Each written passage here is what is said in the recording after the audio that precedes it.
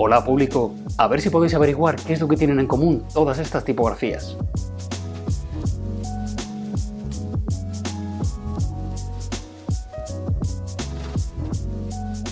Así es, todas cuentan con el mismo espacio en horizontal para los caracteres porque todas ellas son tipografías monoespaciadas. En el vídeo de hoy te las voy a presentar, además de contarte alguna anécdota y al final podrás encontrar una selección de las más conocidas. Venga, vamos con ello. En lo que se refiere a fuentes tipográficas, las tipografías monoespaciadas son bastante poco conocidas. Aún así, es más que probable que sin saberlo hayas utilizado una en algún momento. Espera un poco y entenderás por qué. Las tipografías monoespaciadas cuentan con un antecedente muy claro. ¿Te viene a la cabeza? Sí, las máquinas de escribir. ¿Recuerdas cómo funcionaban?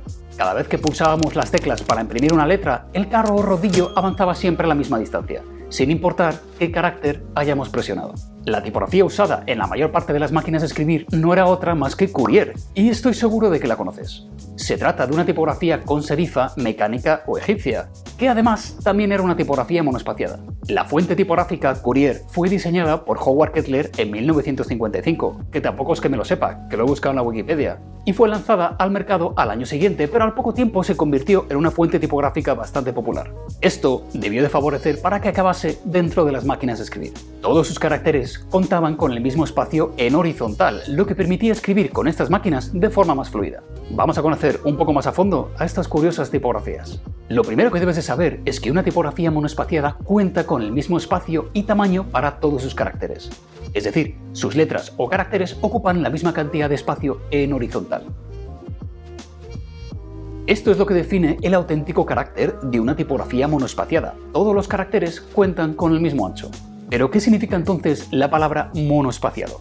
Etimológicamente hablando, mono significa solo o único y espaciado acción de espaciar, por lo que monoespaciado podría traducirse en algo como un único espacio para todos. Pero las monoespaciadas forman solo una pequeña parte del total de tipografías. La mayor parte de tipografías siempre acaban espaciando sus caracteres de forma proporcional o variable. ¿Has visto ya mi vídeo anterior donde hablo sobre las diferencias entre el kerning y el tracking? ¿Recuerdas lo que era una tipo? La función del rectángulo tipo era colocar las letras a una distancia correcta frente a su anterior y a la siguiente. Pero además, los caracteres de las tipografías corrientes, es decir, las no monoespaciadas, pueden variar en ancho. Piensa en el espacio que puede ocupar la letra I, a diferencia de la letra N. A estas tipografías se les denomina como tipografías proporcionales o de anchura variable, donde, como acabamos de ver, los caracteres pueden contener diferentes anchos y diferentes posiciones dentro de su tipo. Aunque las tipografías monoespaciadas pueden resultar idóneas para ciertos casos, son las tipografías proporcionales las que dominan el terreno, sobre todo porque nos otorgan una mayor fluidez en la lectura. Como anécdota, que sepas que en 1944 la compañía IBM llegó a introducir al mercado una máquina de escribir que podía llegar a utilizar tipografías proporcionales o no monoespaciadas. Pero no tuvieron mucha suerte y parece que la máquina nunca llegó a prosperar demasiado. Gracias a su uniformidad de espacio y a las formas limpias de sus caracteres, con las tipografías monoespaciadas podemos reconocer ópticamente y con más precisión cada carácter dentro del texto, aunque la fluidez de la lectura baje. Esto favoreció a que las tipografías monoespaciadas se incluyesen en los lenguajes de programación y por tanto en la primera etapa de la informática, donde una errata en el texto podía arruinar una secuencia entera de código. Yo mismo he programado en COBOL usando tipografías monoespaciadas. Gracias a las monoespaciadas, tus ojos podían escanear todo el texto para localizar los posibles errores en el código con más facilidad. Además, como el espacio es uniforme para todos los caracteres, siempre contaremos con el mismo número de caracteres por línea.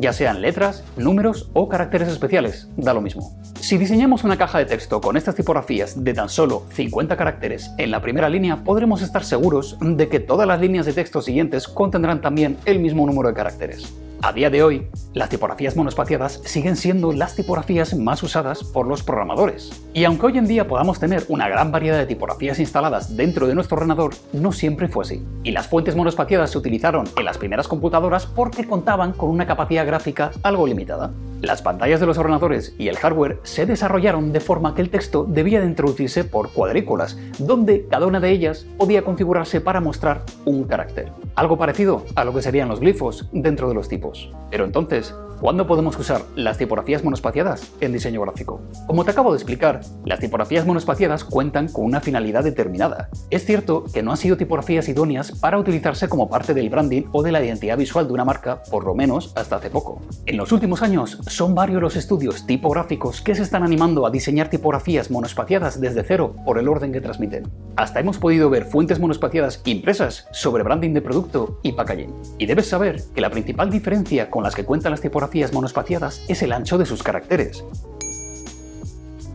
Esto otorga a la tipografía de algunas ventajas, pero también de desventajas. Su uniformidad de espacio puede afectar a la legibilidad de los textos. Los caracteres contarán con demasiado espacio a su alrededor, por lo que nos costará algo más leer el texto con soltura. Por eso, yo no la recomendaría para párrafos de textos largos. Pero sí pueden llegar a ser de utilidad con otros usos, como por ejemplo cuando necesitamos utilizar caracteres numéricos. El ancho fijo de los caracteres favorece la comparación entre cifras y que la adición de cantidades numéricas sea mucho más rápida. Si, por ejemplo, tenemos números apilados en columnas o en tablas, los decimales siempre van a aparecer en la misma vertical. En este caso en concreto, el ancho fijo de los caracteres ayuda a que la comparación entre cifras se realice de una forma mucho más ágil, por lo que estas tipografías pueden sernos de utilidad en el diseño gráfico cuando necesitamos maquetar valores numéricos que necesiten contrastarse, por ejemplo, para una infografía o una estadística. También son idóneas para textos en formato físico que necesite leerse por algún tipo de software OCR, un software de reconocimiento de texto. Piensa, por ejemplo, en un contrato, en las escrituras de una vivienda o en un cheque bancario. Personalmente, a mí estas tipografías me gustan bastante por la sensación de orden que evocan. Y no todas las tipografías monoespaciadas cuentan con esas formas mecánicas al estilo de las máquinas de escribir.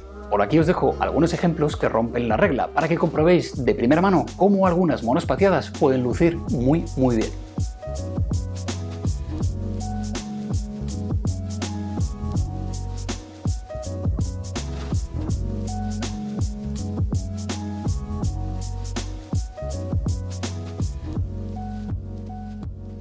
Y hasta aquí todo lo que necesitaba contaros sobre tipografías monoespaciadas. ¿Se te ocurre algún uso donde este tipo de fuente encaje a la perfección?